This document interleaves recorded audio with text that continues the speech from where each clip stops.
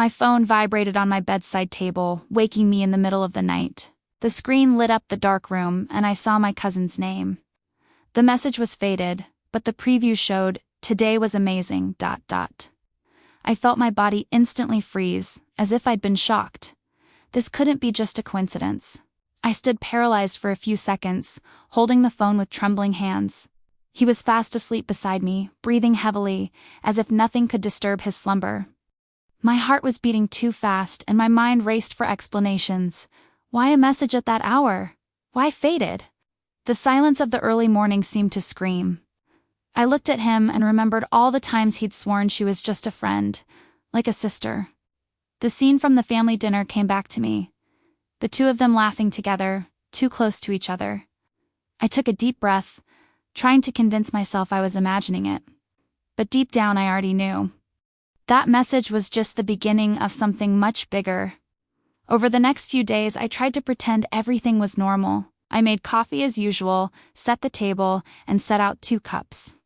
He appeared with a distant look in his eyes, taking the mug without saying anything. There was no good morning kiss, just silence.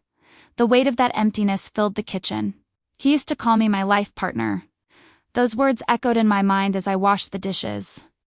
Before, they warmed me. Now they sounded hollow. They seemed memorized phrases, repeated for appearances. I wondered if he still believed them, or if he was just making me believe them. At work, I couldn't concentrate. I kept remembering the deleted message. It was like a ghost, returning whenever I tried to distract myself. The preview of the notification stuck with me. It was amazing today, ... Read that sentence 1,000 times a day. He'd come home late, almost always with excuses. Long meeting, heavy traffic. I had to take care of an urgent matter. I jotted down each justification in my mind, like pieces of a puzzle. Nothing seemed to make sense. Everything reeked of lies. During dinner, the difference was glaring. Before, we'd chat about the day, about future plans. Now, he ate in silence, his eyes on his phone. I'd ask a question and receive short, monosyllabic answers. It was as if I were alone at the table, accompanied by a stranger. My cousin also started acting different. She'd always been outgoing, full of stories to tell. But suddenly, she disappeared from family gatherings. When she did appear, she avoided looking at me. She'd look away, quickly changing the subject. I could feel her discomfort. At a party, I noticed something strange. They were in the same room, but avoided getting close. They acted as if they didn't know each other. This exaggerated effort to distance themselves further raised my alarm. Because those who have nothing to hide don't need to pretend so much. In bed, the distance between us was unbearable. Before, he'd hug me to sleep, now he'd turn away. His body felt cold, lifeless. I closed my eyes, trying to believe it was just fatigue. But deep down I knew. It wasn't. It was a choice. I began to pay close attention to everything. The smell of his clothes, the hurried way he showered when he got home. His phone always faced down on the table. The rush to respond to notifications, out of sight. Every detail burned like a knife. I remembered trips we'd taken together, hotels, restaurants, smiling photos. I wondered if it had all been real. Or if, even then, he already had another life in store. Doubt eroded my confidence, erasing every happy memory. In moments of solitude, I'd look in the mirror. I'd look for some flaw in myself. Had I changed so much? Was I no longer enough? Insecurity gripped me even though I knew it wasn't my fault, but he made me feel small, invisible. His excuses were always well rehearsed. When I asked, the immediate answer came, "You're paranoid, it's just your imagination." I swallowed these phrases silently, but each one stung like a knife. It was as if he were trying to convince me not to believe what I was seeing. One night, he arrived wearing a different perfume. It wasn't mine, nor what he usually wore. I pretended not to notice, but my heart raced. The scent permeated the room. I lay down without saying anything, but wept silently, facing the other side of the bed. The mysterious calls began to arrive. He would answer too quickly, leave the room, and return minutes later. When I asked, he said it was work stuff. But the expression on his face betrayed something else. It was anxiety, not responsibility. I noticed that even his way of dressing had changed. Before, he wore the same comfortable clothes. Now, new, always well-ironed shirts. He even started wearing a watch again, something he'd given up on years ago. Who was he trying to impress? I knew it wasn't me. I remembered a Sunday afternoon with the family. My cousin and he were laughing about something on his cell phone. I asked, but they looked at each other and changed the subject. At the time, I ignored it. Now, that scene replayed like a movie, haunting me more and more. I tried to maintain my normal routine. I cooked dinner, organized the house, kept smiling at social gatherings, but inside, I was broken. It was as if my life were a stage and I was acting in a play whose ending everyone knew except me. My mother noticed I was different. She asked if everything was okay, and I lied. She said it was just work fatigue. I didn't have the courage to share my suspicions. The fear of appearing crazy or paranoid was greater than the desire to vent. Nights became long bouts of insomnia. I lay there, staring at the ceiling, reliving every suspicious detail. The sound of his breathing seemed to mock me. How could he sleep peacefully? While I lived a nightmare in silence. One afternoon, I went to the market and ran into a friend of his. She mentioned that she had seen him working near the center. I smiled and hid it, but inside I shuddered. It didn't make sense. He said he was in a meeting in another part of town. Another lie. I began to notice small gestures of affection that disappeared. Before, he would hug me when he arrived. Now he would just say, a curt hi. Before, he would compliment my cooking. Now he ate without looking at me. The absence of these details was more painful than arguments. I felt my heart torn. Part of me still wanted to believe it was all an exaggeration, but the other part already knew I was living a lie. This conflict consumed me day after day. Even breathing felt heavy. Conversations with my cousin also changed. She, who used to call me to share gossip, stopped contacting me. When I texted, she took a long time to respond. And when she did, she was cold and unenthusiastic. I no longer recognized the woman I grew up with. I began to keep everything to myself. I didn't want to alert anyone too soon. I needed to observe, gather evidence, be absolutely certain. Because I knew that once it came to light, there would be no going back. It wouldn't just be about him. It would be about my entire family. Every time he said I'm tired or I have a meeting, my body reacted. I felt a mixture of anger and sadness. The lie was slipping through the cracks, but he still believed I couldn't see it. His arrogance in thinking he could deceive me hurt me even more. I tried to carry on with my work, my tasks, my responsibilities. But inside me, there was a volcano ready to erupt. The smile I showed the world was fake. And I no longer knew how long I could keep up this charade. I even considered confronting him right then and there. Ask about the message, about the hotels, about my cousin. But I held back. I knew he would deny it, that he would turn the tables on me. I needed something bigger, something he couldn't deny. And that test was coming. I didn't know how, but I could feel it. Life always finds a way to reveal the truth. And when it did, I would be ready to face it all head on. I still had no idea, but I was about to find the first concrete piece that would dismantle the entire charade he'd constructed before me. He'd left his phone on the living room table and gone to take a shower, something that almost never happened. The screen lit up and an Uber notification appeared. I couldn't resist, walking slowly and looking. The destination was always the same hotel downtown. 3 trips there in less than a week. My body went cold in front of that lit screen. There was no logical reason for him to be there. I knew that hotel. I passed by it almost every day on my way to work. It was known for discreet, quick encounters. The idea of him being there cut me like a knife. I feigned casualness when he returned to the living room, hurriedly grabbing his phone.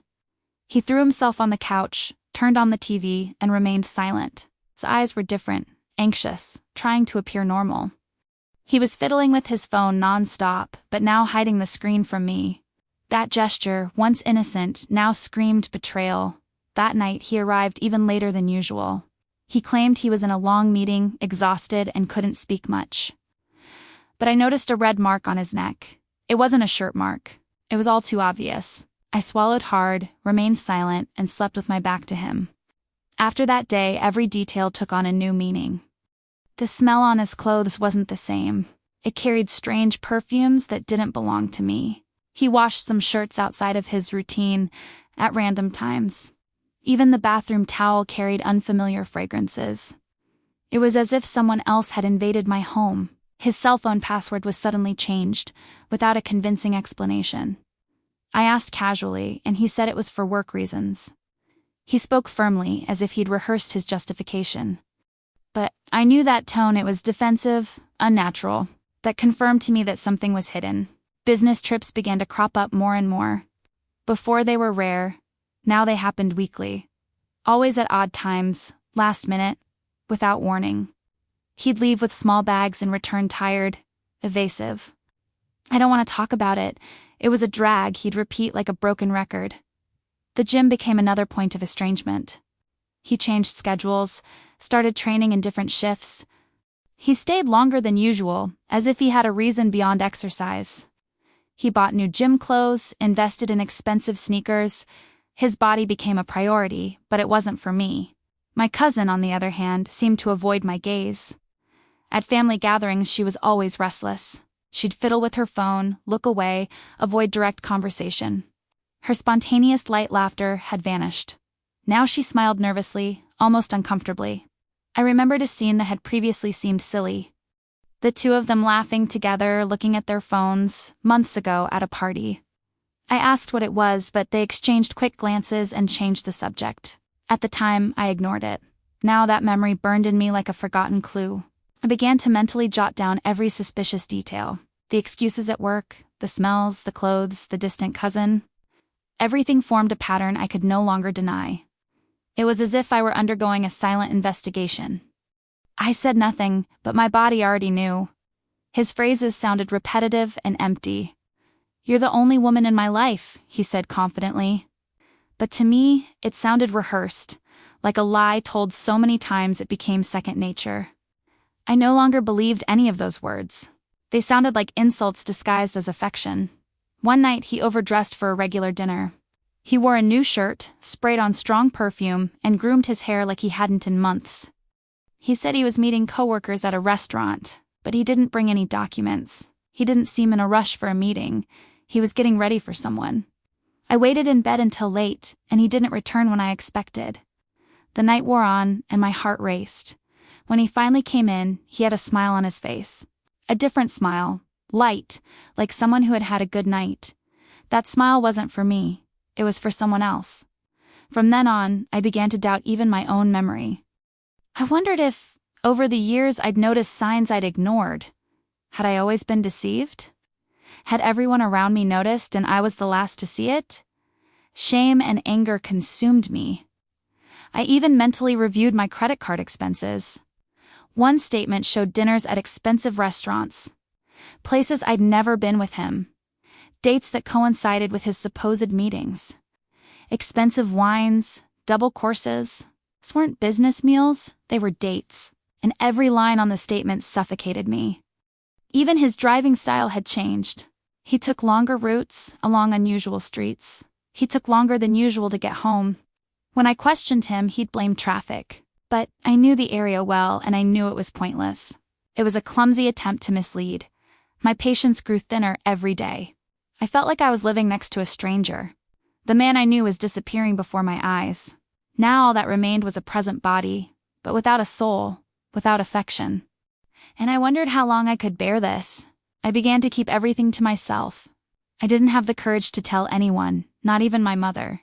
The fear of appearing paranoid held me back. So I cried alone, hidden in the bathroom, while he watched TV in the living room. It was a secret I carried alone. One night, I sat in the dark living room, staring at the photos on the wall. Every image seemed to mock me. The framed smiles no longer represented anything. The perfect marriage everyone admired was a facade. I lived inside a lie no one suspected. His every excuse repeated itself like a pattern. Heavy traffic, last-minute meeting, problem at the office. The phrases were always the same, as if they were a rehearsed script. And I, on the other side, watched a play whose ending I already knew. Even small gestures disappeared. The goodnight kiss became a cold routine. The hug upon arriving home from work no longer existed. The affectionate look became an apathetic one. The absence of these details was as painful as an explicit betrayal. because it showed how much I was no longer a priority. I even considered confronting him directly, showing him everything I'd noticed, throwing the questions in his face. But I knew he'd deny it. He'd turn the tables on me, call me crazy, and I'd be left without proof, vulnerable to his lies. I decided to wait longer, observe calmly. I knew something bigger was coming. He wasn't careful enough. Sooner or later he'd get careless, and I would have what I needed. Patience became my silent weapon. My health began to feel the effects of stress. I slept poorly, had constant headaches. My appetite diminished, and I felt exhausted. It was like carrying an invisible burden every day. But even so, I remained steadfast, determined to find out everything. Every encounter with my cousin made me more uncomfortable. Her silence, her downcast eyes, her nervous laughter. It was as if she were begging me not to suspect. But the more she ran away, the more certain I became that something was wrong. With each passing day, the distance between us grew. I no longer saw him as the man I knew. He had become a character, an actor within my home. He played the role of husband, but his essence lay elsewhere. And I felt that place was with her. I needed irrefutable proof. Signs, looks, smells, excuses weren't enough. I needed something that would put an end to any doubts once and for all, because only with that could I unmask him. And life was already preparing the revelation that would change everything. I didn't know it yet, but the truth was about to be revealed before me, and when it did, I would have no escape. He began to notice my change in behavior. He asked why I was so silent, as if it weren't my fault. I responded in short sentences, trying to hide my distrust. I didn't want to give anything away prematurely. I needed him to be reassured so I could continue leaving traces. Our conversations began to turn into silent clashes. I'd ask why he was so late, and he always had a ready excuse. I was at work.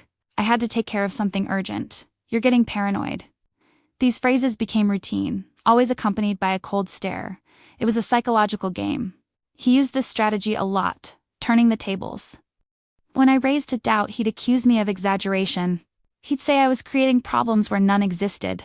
He'd even laugh, as if it were absurd for me to suspect. This laughter hurt more than any response. I tried to remain calm, but inside I burned. I wanted to scream, toss out every clue I already had. But I knew that if I did it too soon, I'd lose the advantage. So I smiled, swallowed my tears, and let him believe he was deceiving me. Even his friends began to notice something different. They commented that he was more distant, that he rarely showed up for meetings. When questioned, he'd say he was focused on work. I listened from afar and pretended to agree, but I knew it was all an excuse. It was a character he was playing. The nights grew increasingly silent. We slept in the same bed, but it felt like miles between us. His touch faded, the affection becoming a memory. It was as if he were merely fulfilling a social role. I knew I was slowly being erased from his life. The messages on his phone also changed. He typed quickly, as if he needed to hide something. He deleted everything before I could see. Sometimes he smiled to himself, lying next to me.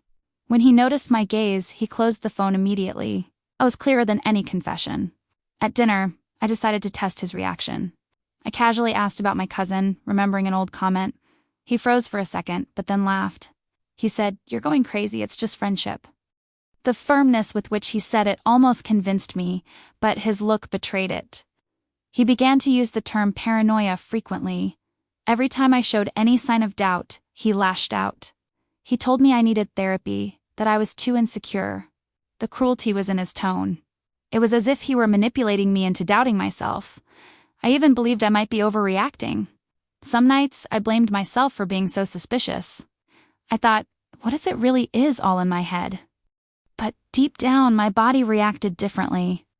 Intuition is always there, and I knew I was right. He'd also changed when it came to family.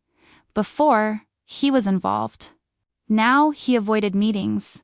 He always claimed work commitments. But when he did go, he'd become restless, looking around, avoiding eye contact. It seemed like the mere fact of being there was a threat to the secret he was carrying. My friends noticed my tired expression. They asked if I was okay, but I couldn't tell them the truth. I said it was just work stress. I didn't have the courage to expose my life without proof. I didn't want to hear that I was exaggerating without something concrete in hand. I began to notice that his time at home was minimal. There was always a reason to go out, even on weekends. Shopping, the gym, work, impromptu meetings. It was as if he couldn't stand sharing the same space with me anymore. As if our house wasn't his home anymore. His apologies began to sound mechanical.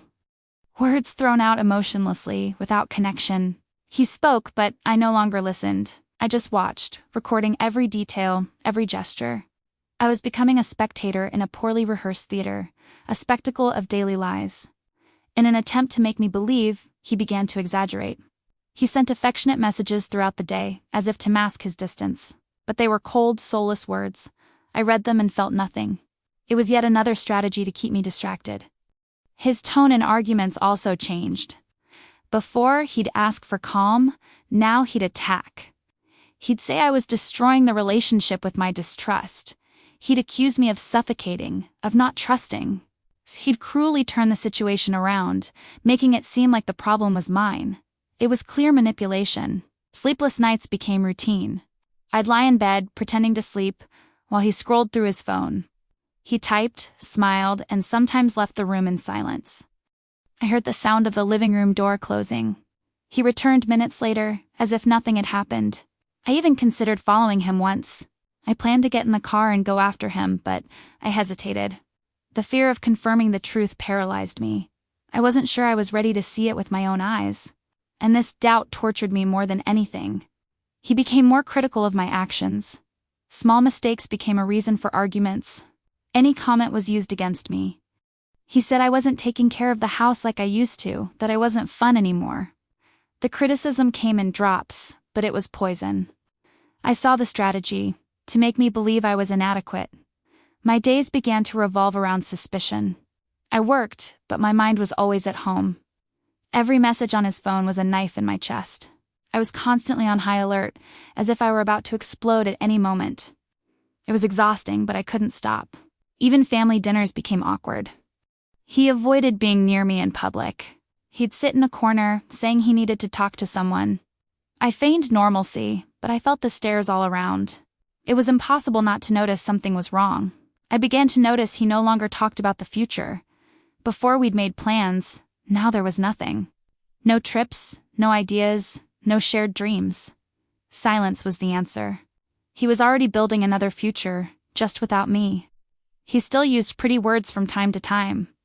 But only when he realized I was cold. It was a way to keep up appearances, to hold me in longer. I responded with short, emotionless sentences. There was no truth in those conversations anymore. I found myself crying in the car, parked in the work parking lot. I couldn't handle the weight of the lies. I took a deep breath, washed my face, and smiled again. No one could know. I kept all that pain inside, waiting for the right moment to act. Little by little, I realized I was changing. My patience, my calm, my easygoing manner were disappearing. I became someone on alert, ready to react to any detail.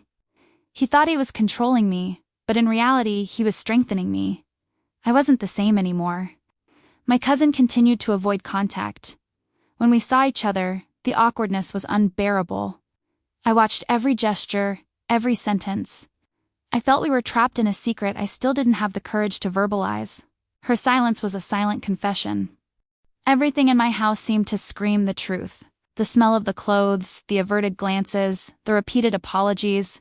I no longer had any doubts. All I needed was concrete proof.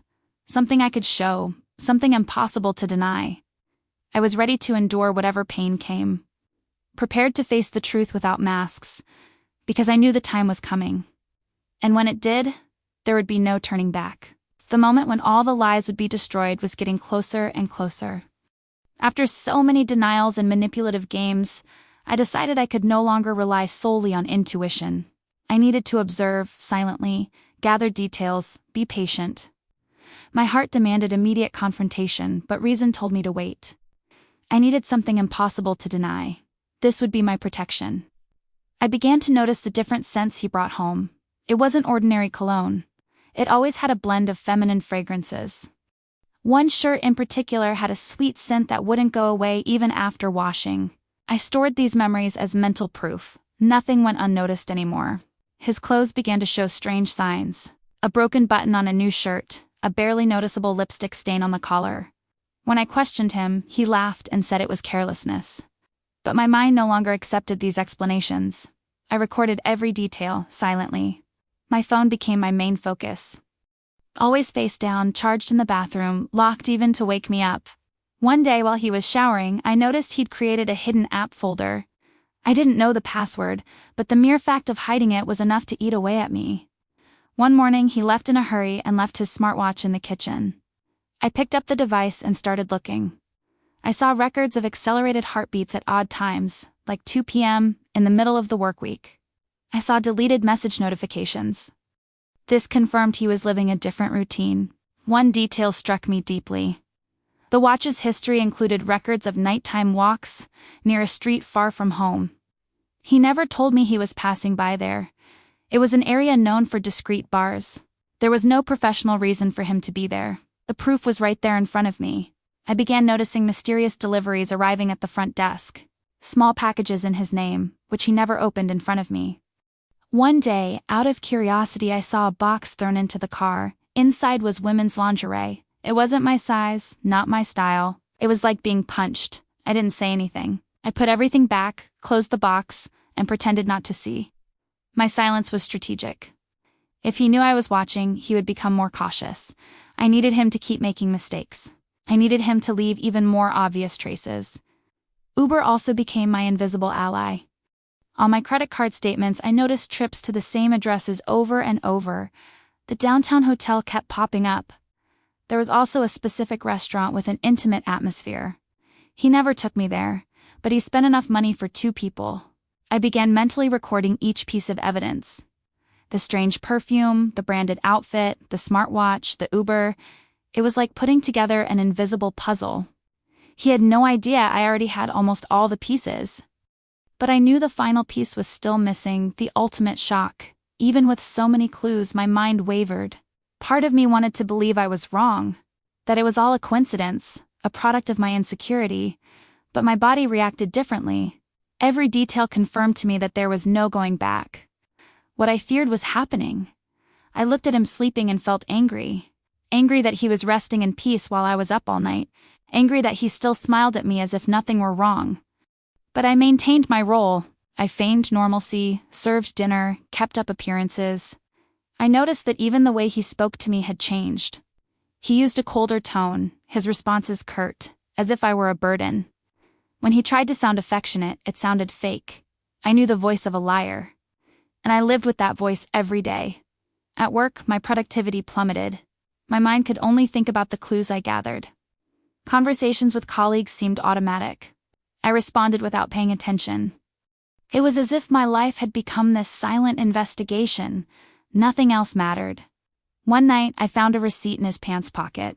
It was from a hotel near the airport. There was no reason for him to be there. The date matched exactly the night he said he was in a long meeting. The lie was written on paper, in cold letters. I told no one, not even my closest friends. The fear of exposing myself without definitive proof paralyzed me. If I spoke too soon, he might turn the tables.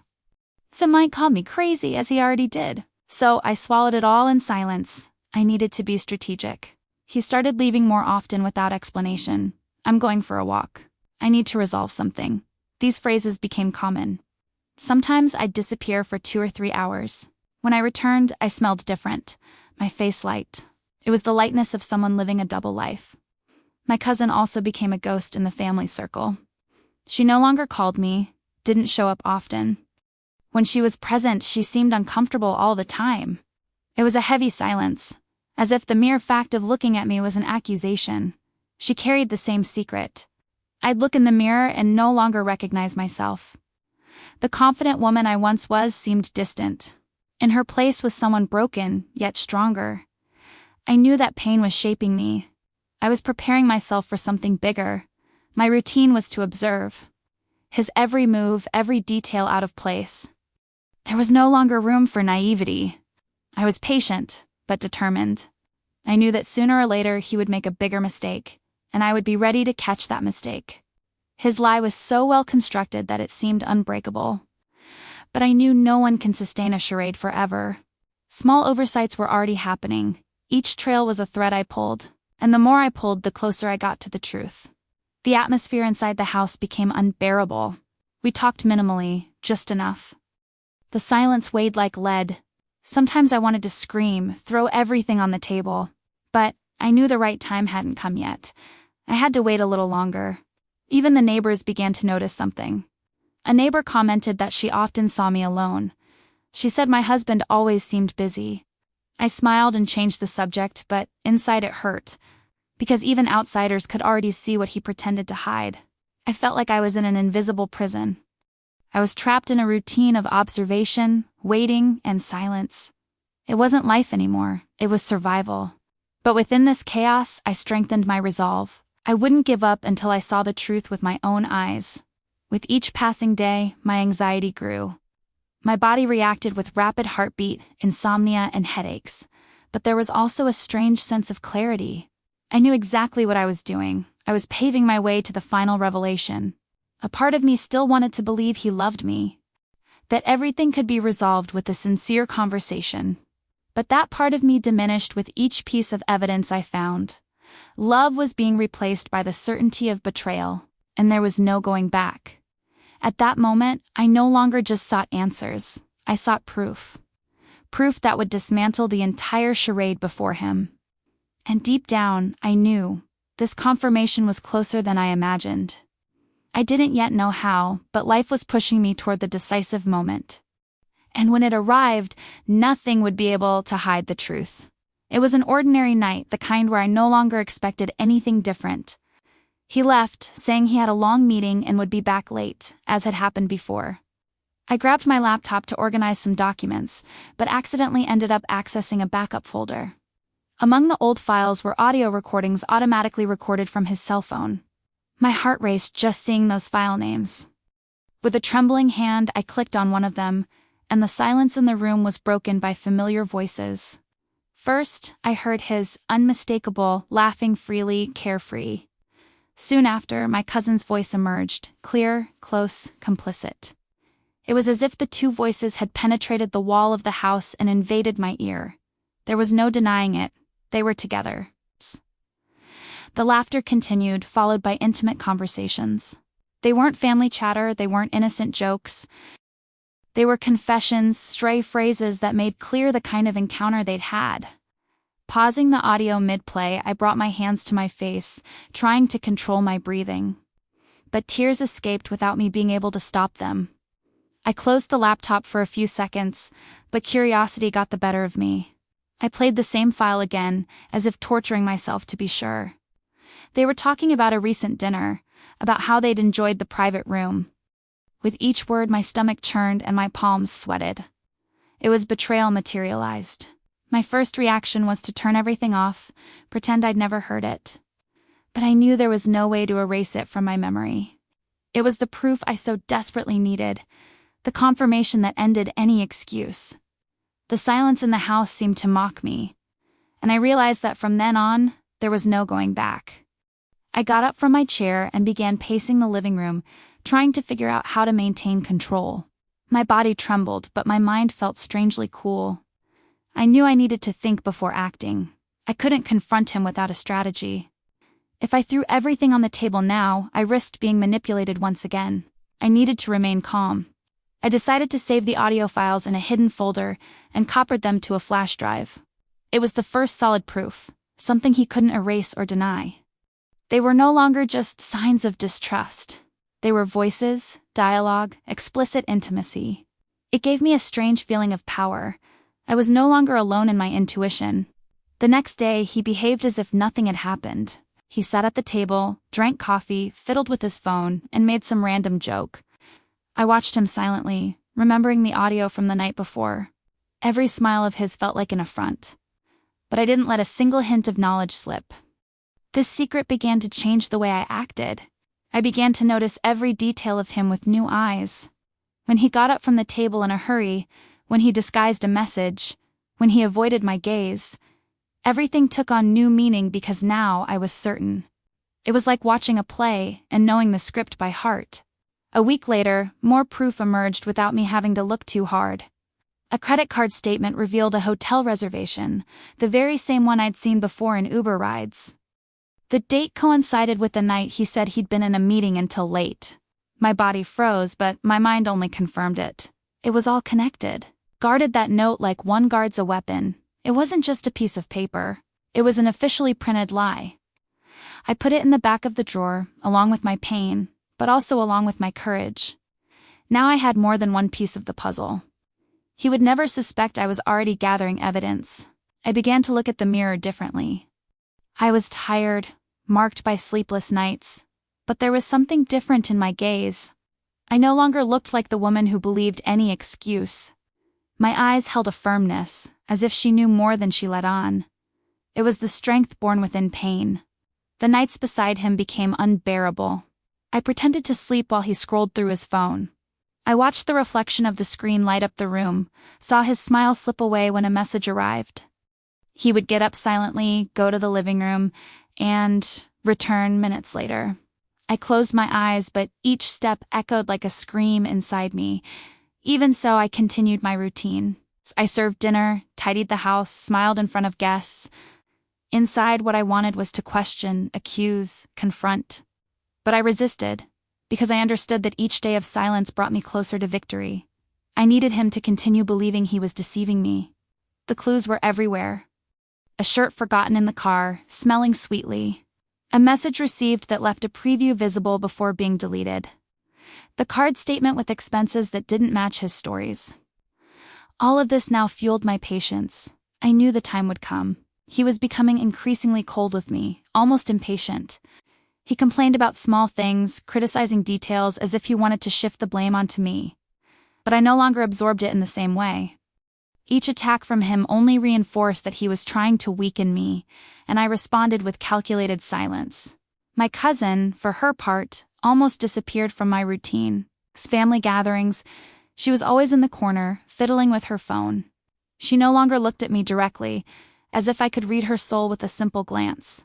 Her discomfort was so evident that everyone around noticed, and that only further confirmed my conviction. I felt my body weakening physically, but my mind was becoming increasingly clear. I slept little, ate poorly, but I knew exactly what I was doing. Every clue, every detail, every piece of evidence became a piece in my silent plan. I was no longer hostage to doubt.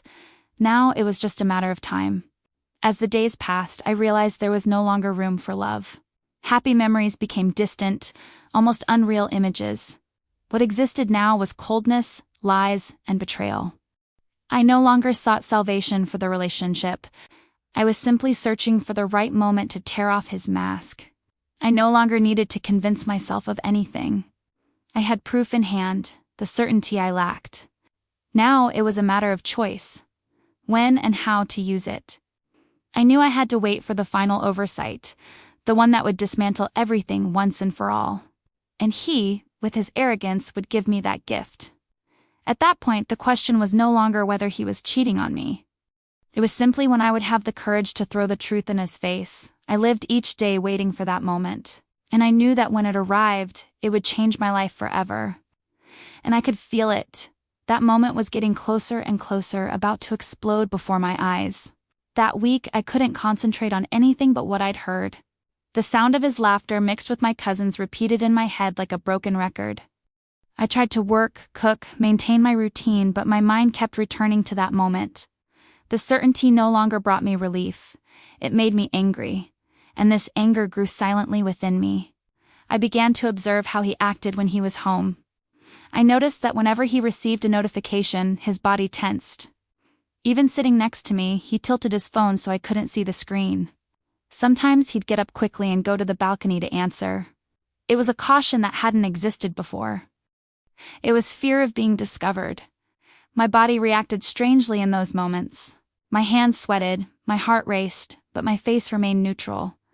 I no longer wanted to confront him. I wanted to see how far he would go. It was like watching a play whose ending I already knew, and with each act I grew stronger.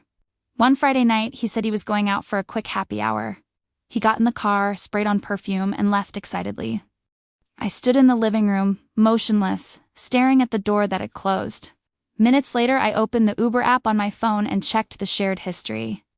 There was the destination, the same downtown hotel. My stomach churned, but my eyes remained fixed on the screen. It was the clearest proof I could have at that moment.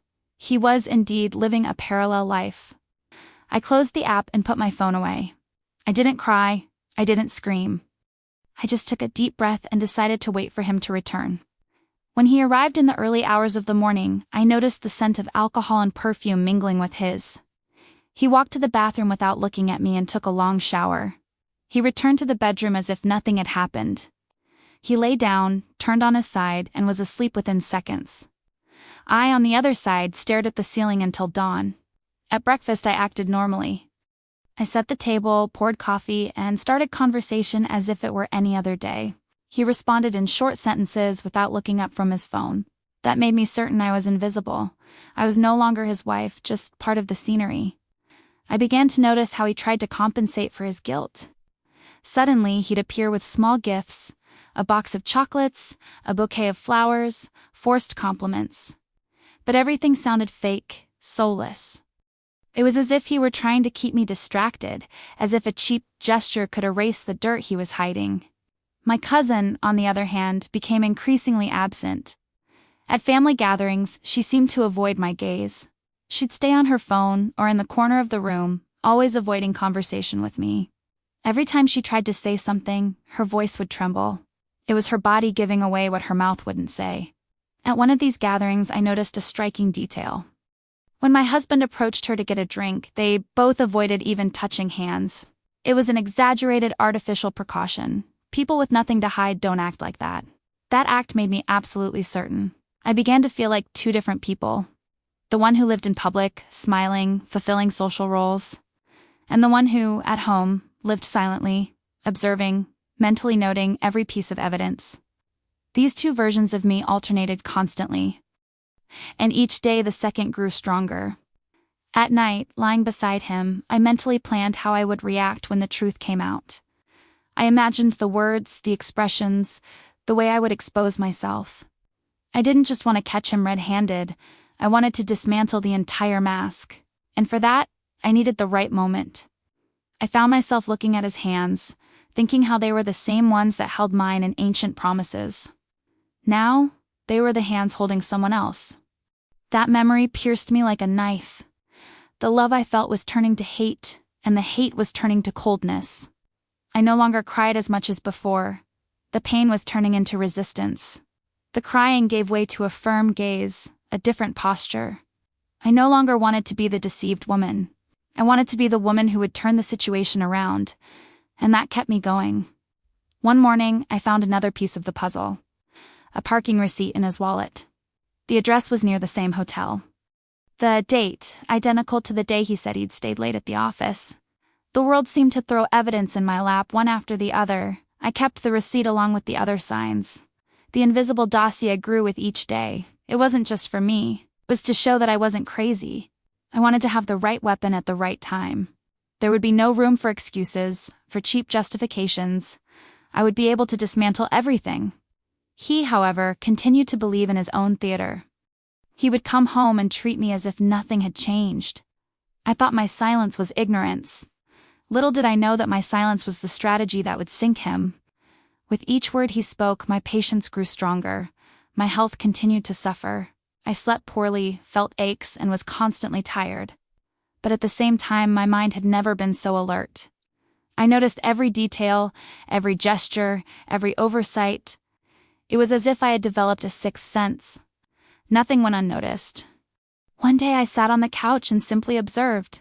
He was beside me, fiddling with his phone, laughing to himself. I saw the screen reflected in the window and recognized her name. My cousin. My body froze, but I didn't show it. I simply committed that scene to memory. From that moment on, I knew I was close to the limit. It was no longer just a matter of proof. It was a matter of emotional survival. I needed to react before I lost myself completely. But the final piece was still missing, the one that would leave no room for denial. The following days were spent in pure observation. I controlled every expression, every word. He believed he was on top, that he was in control of the situation. Little did he know I had almost completely pieced the puzzle together. Only the last piece was missing. Every time he came out and said he was going to solve something, I took a deep breath and gathered my strength. It wasn't time to explode. It was time to let him dig his own hole. The more time passed, the more careless he became. And the more careless, the more proof I had. I knew I couldn't sustain this game for long, but I was determined to see it through. I wouldn't lose to lies. I wouldn't be silent in the face of cowardice. I had to wait, even if it consumed me inside. The truth demanded patience. Silence became my greatest weapon. While he believed he was manipulating me, I let him believe it. I smiled when he smiled, feigned attention, responded to his automatic phrases. But inside I was sharpening the blade of truth, and he had no idea. At that point, there was no more room for regret. He had crossed every possible line. It wasn't about saving a marriage anymore. It was about exposing a betrayal. And the more I thought about it, the stronger I felt. Pain turned to courage. I knew the next oversight would be definitive. It could be a photo, a message, an encounter I'd seen with my own eyes. Something that would put an end to any doubt. Something impossible to erase, and I was ready for that moment. The air inside the house felt charged. His every word made me nauseous. Every excuse seemed rehearsed. But I remained steadfast, watching, waiting. The stage was set, and I just waited for the curtain to rise. Because the final scene was about to unfold. And when that curtain rose, nothing would be the same again. I knew I couldn't keep this to myself forever. The weight of the evidence was crushing me inside, and each day of silence increased the tension. The moment to act was approaching, and I needed to choose how I would do it. I didn't want just an impulsive confrontation. I wanted something impactful. The opportunity arose at a family lunch. We were all gathered together, my mother, my brothers, cousins, including her.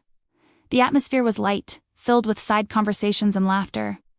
He seemed relaxed, smiling as if nothing were happening. But I saw beyond that smile.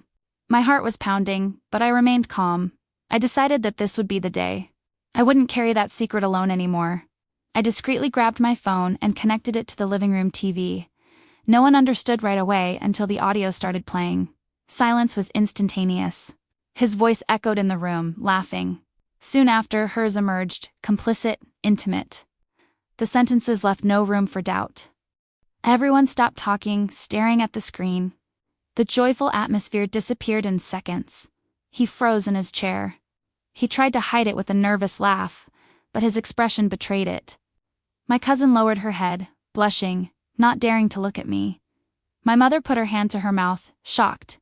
I just stood there, looking at everyone, without saying a word. The impact was greater than any fight between four walls. The public exposure cut off any attempt at manipulation.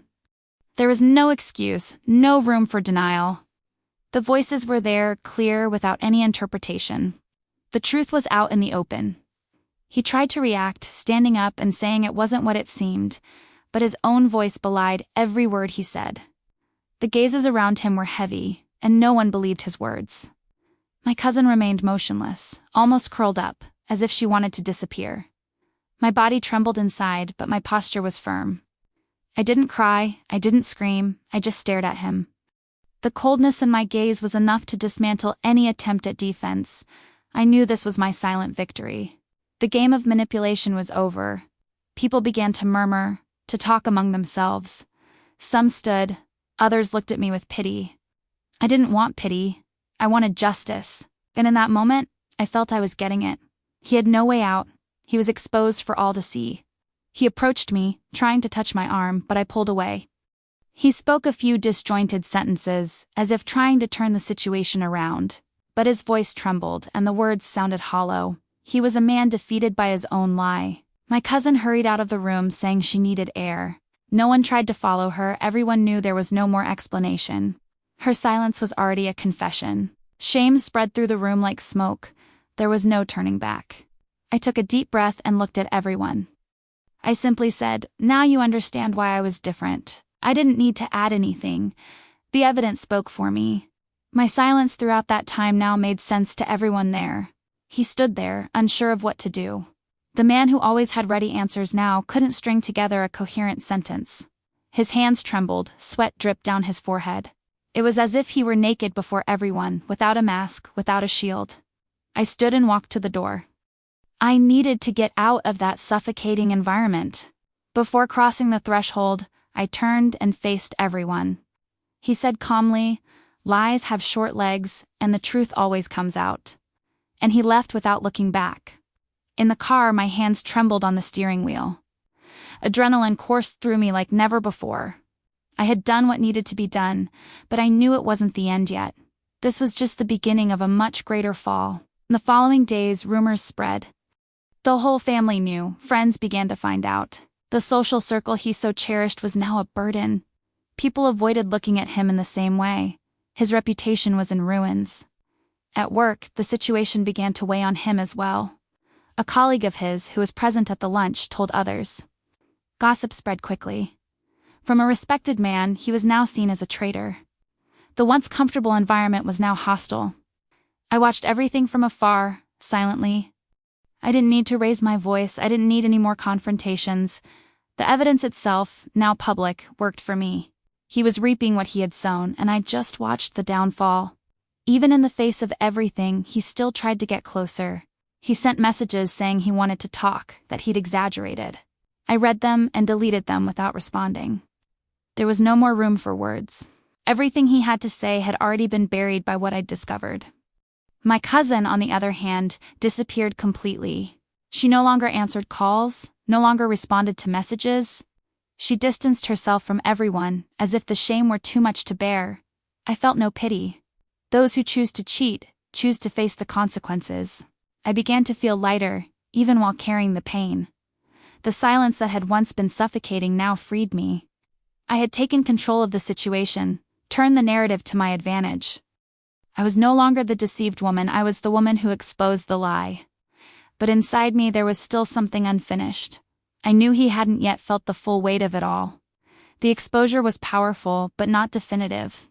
There was still room for a final blow, something that would put an end to the farce once and for all. His life was slowly crumbling. He lost his family's trust, his friends' respect, and the complicity he had built with so much false effort. But I still wanted more. I wanted him to understand that betrayal has consequences beyond shame. My mind began to think of different paths. I could proceed legally, I could cut financial ties, I could seek redress. The evidence was stored, solid, undeniable. I held a power that could change everything. And this power gave me calm. It was no longer just about personal pain. It was about showing that lies don't hold water. It was about being an example to other women who might be in the same situation. My silence had now become a message, and I knew I needed to take the next step. Night fell, and I sat in the dark room, staring at the papers, screenshots, and audio recordings I had stored. It was like an invisible arsenal. Each item was a piece of my resilience, a reminder of my strength. I knew the end was yet to come. I felt myself transforming. The initial pain had given way to strategy. Fragility was turning into courage. It was no longer just about surviving, it was about winning. And I wouldn't stop until I saw it all through. His downfall had already begun, but the final blow was still missing. I knew life held a definitive scene for me, one that would leave no room for anything but the truth. And that scene was approaching fast, like an unstoppable train. After the family's exposure, his life began to crumble rapidly. In the early days, he still tried to hold his ground, as if he could control the rumors. But the truth travels faster than any justification. Soon the neighbors knew. Even at the grocery store, sidelong glances began to appear. At work, the effects were devastating. He had always cherished the image of a respected, dedicated man, a professional role model. But when the rumors reached the office, the facade crumbled. Colleagues began to distance themselves, meetings became awkward. And whispers in the hallways were inevitable. A close colleague called me, saying she couldn't believe what she'd heard. I simply replied, "The evidence is locked away." I didn't need to add anything. The silence on the other end of the line was enough to tell she believed him.